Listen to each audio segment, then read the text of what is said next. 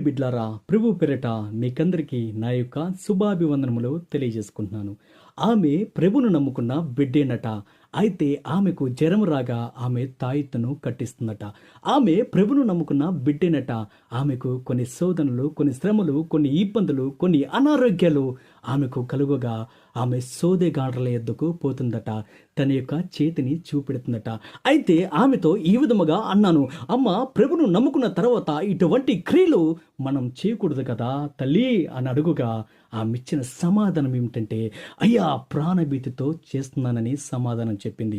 అయితే ప్రియ సహోదరుడా, ప్రియ సహోదరి, నీవు కూడా ఈ విధముగానే ఉన్నావా?